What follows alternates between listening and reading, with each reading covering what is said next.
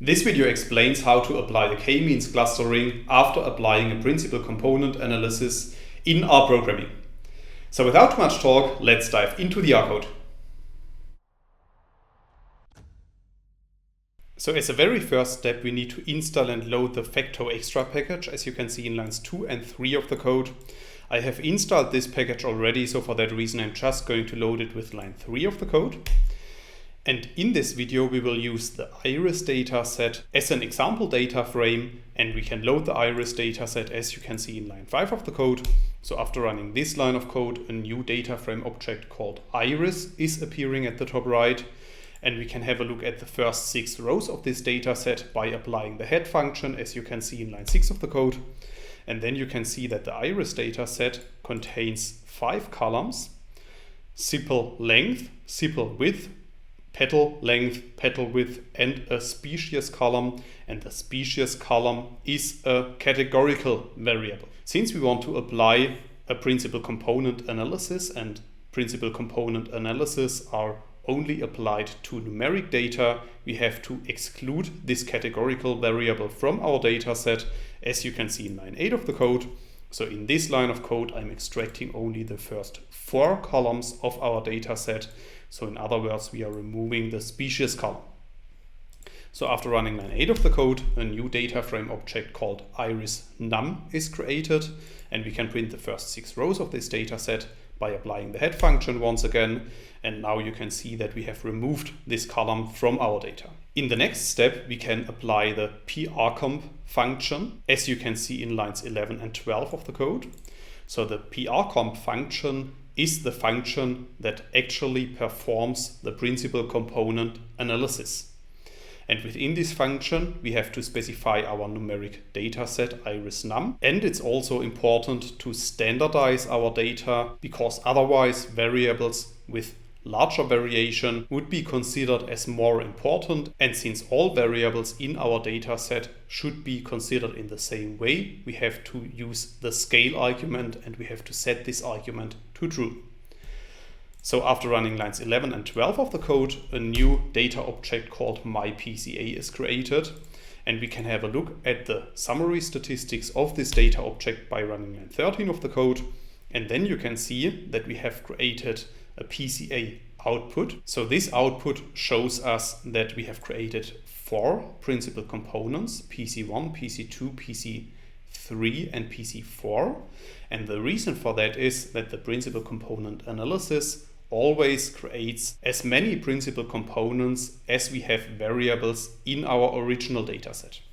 And since our numeric dataset iris num contained 4 variables, we also end up with 4 principal components. And then you can also see the proportion of cumulative explained variance. So this is a measure which tells us how much of the variance in our original data is explained by which component.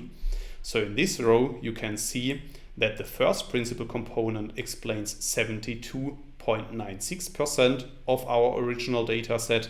The second component explains 22.85% of our original data set. And then the third and fourth components explain only a very low percentage of our original data set. And in this last row, in the cumulative proportion row, you can see the cumulative explained variance. And as you can see, after using the first 2 principal components, we have already captured more than 95% of the variance explained in our original dataset. So for that reason, it makes sense to keep only the first 2 principal components, and we can store these 2 principal components by using our PCA object and extracting only the first 2 components in a new data frame. And I call this data frame myPCA data. So after running line 15 of the code, this new data frame is created. And then we can also have a look at the first 6 rows of this data set by applying the head function once again. And now you can see that we have created a data set which contains only 2 columns, PC1 and PC2. Please note that we have created a comprehensive online course on how to apply principal component analysis at Statistics Globe, and we will run this online course soon.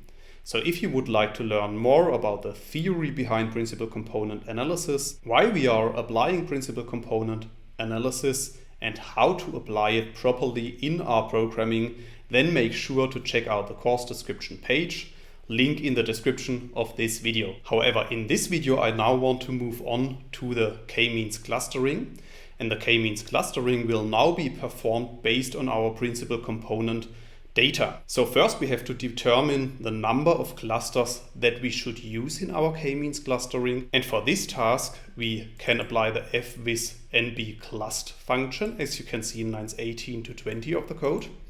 And within this function we have to specify our PCA dataset that we have just created. Then we have to set the FUNcluster argument to be equal to K-means.